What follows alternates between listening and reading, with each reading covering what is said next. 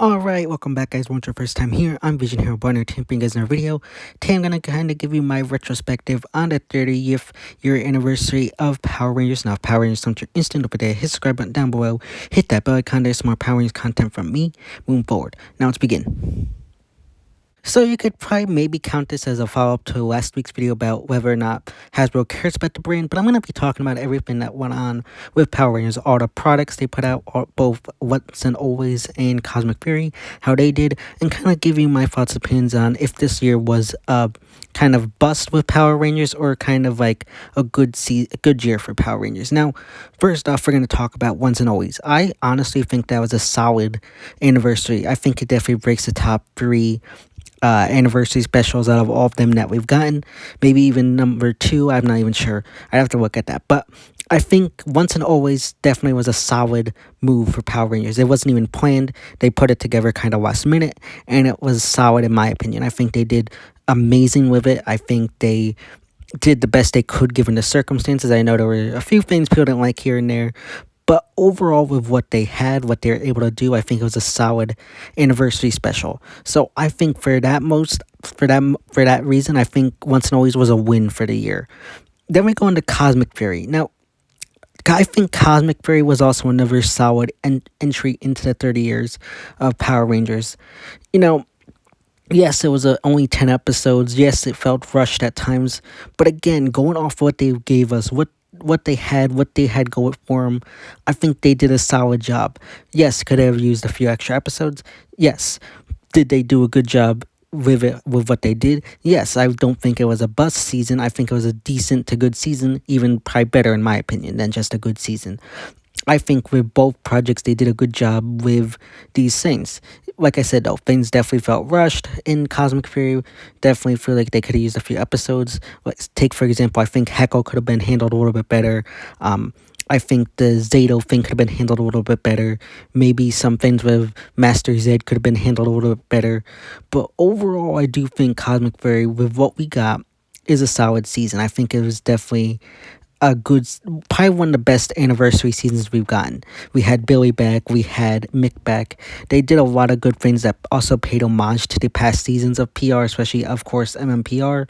So I think we got a good, solid anniversary season there. And looking back on what we've already gotten with anniversary seasons, Ninja Steel is bad. Super Mega Force is bad. Overdrive is bad. Wild Force, in my opinion, is decent. But it's not as good in my opinion as Cosmic Fury. I think Cosmic Fury is probably the best anniversary season we've gotten to date. I know some people qualify Dino Thunder as an anniversary season.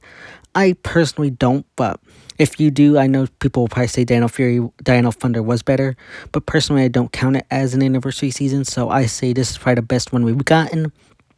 So overall, I think on the TV wise, we did get a solid, season.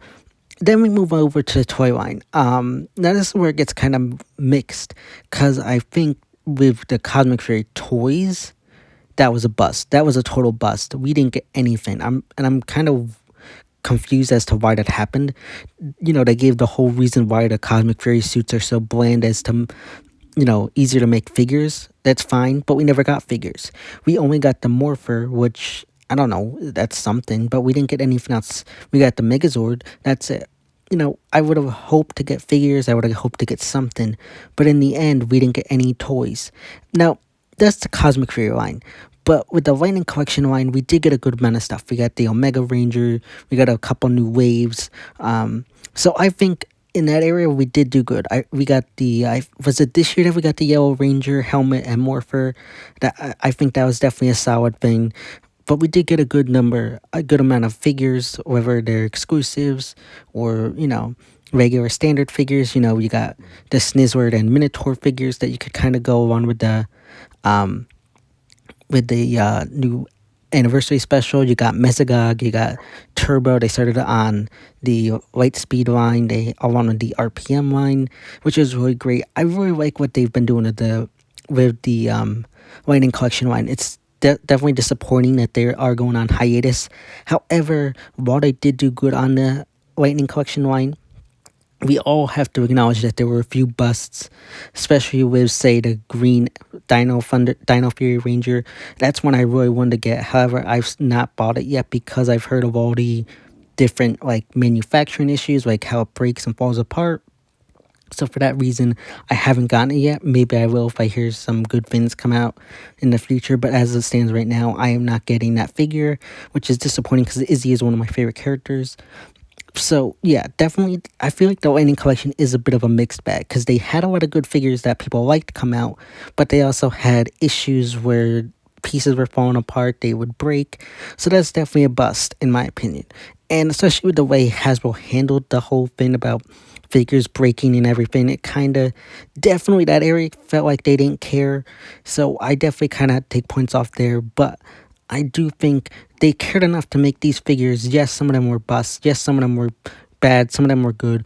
But I think they at least were trying. And I always got to give props for people that are trying. You know, if you could easily say, oh, they just are don't care, but they tried. They tried to do something. They could have done nothing, but they tried. And that's how I feel about, Cosmic Fury and Once and Always. These are projects that weren't originally going to happen. They end up getting greenlit at the last minute. So, with what we got, I gotta take, I think it's a positive. Yes, could they have been better? Of course they could. I think for becoming the Orange Ranger was definitely rushed. I think a lot of things that, with Once and Always, it would have been great to have Kim, Tommy, and Jason there. Of course, the actors had their own issues and reasons why. I respect their opinions and reasons why they didn't want to come back. Of course, with Austin St. John, he had his own legal issues. But, with what we got, it could have, it was decent. Like, yes, would I have liked to seen Kat and Rocky get some more shine?